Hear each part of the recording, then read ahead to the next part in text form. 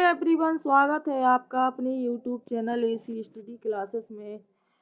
हिंदी साहित्य का ये भाग 2 का वीडियो है। अभी आपने हिंदी साहित्य का भाग 1 देखा था, जिसमें बहुत ही इम्पोर्टेंट प्रश्नों को लिया गया था, और ये भाग 2 है। इसमें भी बहुत इम्पोर्टेंट क्वेश्चनों को शामिल किया गया है, जो आपके एग्जाम के लिए बहुत ही यूजफुल होने वाला है। तो चलिए बिना देरी किए हुए हम ये संपूर्ण हिंदी साहित्य का भाग 2 देखते हैं। इसमें पूछा गया है, हमारा अगला प्रश्न है जो 51 क्वेश्चन है। तो इसमें पूछा गया है कि कवि कालिदास की अभिज्ञान शाकुंतलम का हिंदी में अनुवाद किसने किया था? तो ये किया था राजा लक्ष्मण सिंह ने। किसने किया था? राजा लक्ष्मण सिंह ने। अगला प्रश्न है कि कस्तूरी कुंडल बसे। कस्तूरी कुंडल बसे ये किसकी आत्मकथा है? तो ये है मैत्री पुष्पा की। किसकी है? मैत्री पुष्पा की। अगला प्रश्न है कि कादम्बरी के लेखक कौन है? तो ये बाणभट्ट को माना जाता है। वेरी इंपॉर्टेंट प्रश्न है गाइस। इस वीडियो में सभी महत्वपूर्ण प्रश्नों को ही लिया गया है। तो अगला प्रश्न देखते हैं कि कामायनी किस प्रकार का ग्रंथ है? तो ये एक महाकाव्य है। कैसा है? एक महाकाव्य है। फिर अगला प्रश्न है कि किस इतिहासकार ने सर्वप्रथम रीतिकालीन कवियों के सर्वाधिक परिचयात्मक विवरण दिए हैं? तो ये दिए हैं किसने? मिश्र बंधुओं ने। अगला प्रश्न पूछा गया है कि किस काल को स्वर्ण काल कहा जाता है? तो ये भक्ति काल को स्वर्ण काल कहा जाता है। अगला प्रश्न दिया गया है हमारा कि किस छायावादी कवि ने संवाद शैली का सबसे अधिक उपयोग किया है? तो ये किसने किया है? ये किया है जयशंकर प्रसाद ने। संवाद शैली का सबसे अधिक प्रयोग किया था किसने? जयशंकर प्रसाद ने। अगला प्रश्न है कि किस देश में अधिकतम संख्या में भाषाएं बोली जाती हैं? तो ये हमारे भारत देश में बोली जाती हैं। अगला प्रश्न पूछा गया है कि रामधारी सिंह दिनकर किस रस के कवि माने जाते हैं? तो ये वीर रस के कवि माने जाते हैं। रामधारी सिंह दिनकर को किस रचना के लिए ज्ञानपीठ पुरस्कार मिला था? तो ये किसके लिए मिला था? ये मिला था उर्वशी के लिए। अगला प्रश्न है कि रीतिकाल का वह कौन सा कवि है? वह कौन सा कवि है जो अपनी एकमात्र कृति से हिंदी साहित्य में अमर हो गया? कौन सा कवि है जो मात्र अपनी एक रचना की से क्या हो गया? हिंदी साहित्य में अमर हो गया। तो वो थे बिहारी, और उनकी रचना क्या थी? बिहारी सतसई। अगला प्रश्न है कि रेशम बनाने की तकनीक का आविष्कार सबसे पहले किस देश में हुआ? ये हुआ था चीन में। लाल पीला होना, इसका अर्थ क्या है? मुहावरा पूछा गया है ये कि लाल पीला होने का अर्थ क्या है? तो ये है क्रोध करना। क्या है? क्रोध करना। अगला प्रश्न है कि ले चल मुझे भुलावा देकर, यहाँ पे भुलावा नहीं बुलावा होना चाहिए, कि ले चल मुझे बुलावा देकर मेरे नाविक धीरे धीरे। इस पंक्ति के रचयिता कौन है? तो ये इस पंक्ति के रचयिता कौन है? ये है जयशंकर प्रसाद। अगला प्रश्न है कि लोग है लागी कवित्व बनावत। लोग है लागी कवित्व बनावत, मोही तो मेरे कवित्व बनावत। इस पंक्ति के रचयिता कौन है? तो ये है कौन? घनानंद। इस पंक्ति के रचयिता कौन है? ये घनानंद है। अगला है कि वही मनुष्य है जो मनुष्य के लिए मरे। वही मनुष्य है जो मनुष्य के लिए मरे, इसकी रचयिता कौन है? तो ये है मैथिली शरण गुप्त। कौन है? मैथिली शरण गुप्त। अगला प्रश्न है कि वापसी किस विधा में रचित है? जो वापसी कहानी है ये किस विधा में लिखी गई है? तो ये कहानी है एक। विक्रम संवत का शुभारंभ कब हुआ था? विक्रम संवत का शुभारंभ कब हुआ था? ये हुआ था 57 ईस्वी में। कब? 57 ईस्वी में। अगला प्रश्न है कि विद्यापति की पदावली की भाषा क्या है? विद्यापति की जो पदावली है इसकी भाषा क्या है? ये है मैथिली भाषा। अगला प्रश्न है कि वीर गाथा काल के सर्वश्रेष्ठ कवि कौन माने जाते हैं? तो ये चंद्रवरदाई को माना जाता है, वीर गाथा काल का सर्वश्रेष्ठ कवि। अगला प्रश्न है कि वीरों का कैसा हो बसंत, इस कविता के रचयिता कौन है? इसके रचयिता हैं सुभद्रा कुमारी चौहान। अगला प्रश्न है कि प्रियता और विद्रोह का विलक्षण संयोग किस प्रयोगवादी कवि में सबसे अधिक मिलता है? व्यवस्था प्रियता और विद्रोह का विलक्षण संयोग किस प्रयोगवादी कवि में सबसे अधिक मिलता है?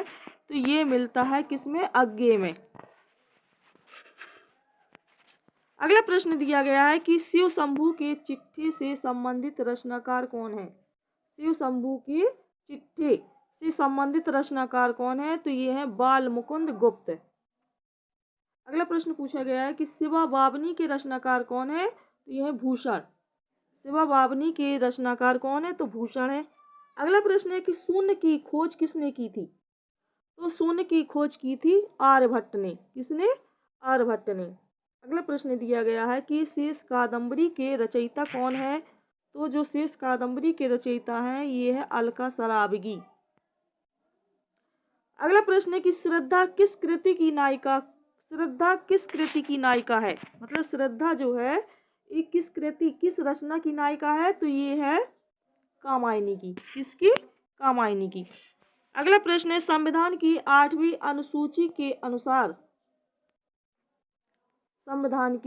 अनुसूची के अनुसार कितनी भाषाओं को राजभाषा के रूप में संवैधानिक मान्यता प्राप्त है? तो ये कितनी भाषाओं को है? तो ये है 22 भाषाओं को। कितनी? 22 भाषाओं को।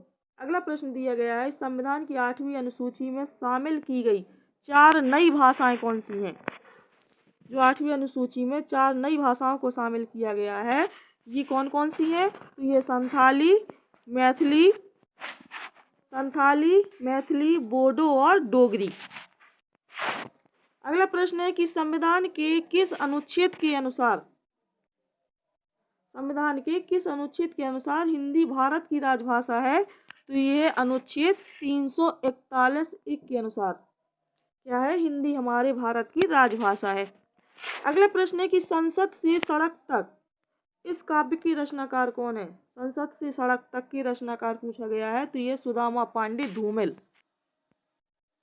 अगला प्रश्न है कि संस्कृत से सर्वाधिक प्रभावित द्रविड़ भाषा कौन सी है? तो ये है कौन सी? तेलुगु भाषा।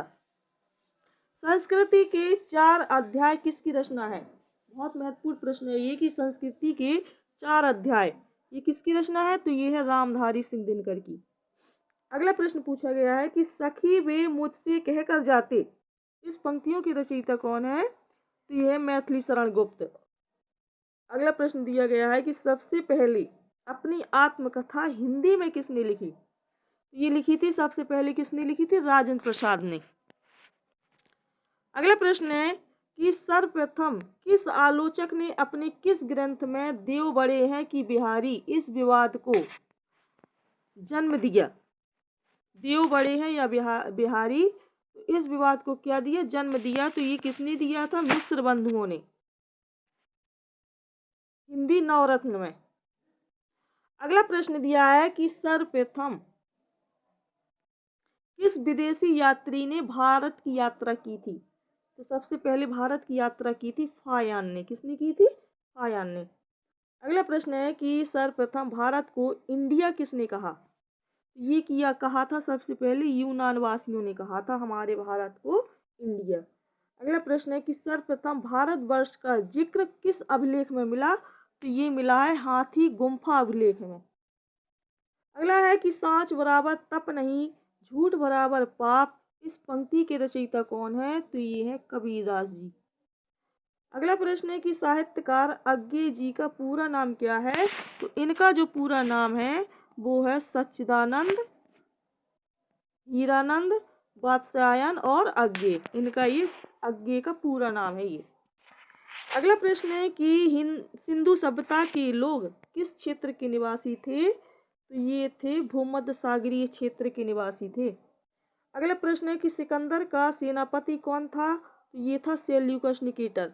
ये कौन था? सिकंदर का सेनापति था। अगला प्रश्न है कि सिकंदर किसका शिष्य था? जो सिकंदर था ये किसका शिष्य था? तो ये था अरस्तु का शिष्य। किसका? अरस्तु का। अगला है कि सिद्धों की उद्धृत रचनाओं की काव्य भाषा क्या है? सिद्धों की उद्धृत रचनाओं की काव्य भाषा क्या है? तो ये देश भाषा मिश्रित अपभ्रंश अर्थात पुरानी हिंदी। अगला प्रश्न है कि सुंदर परम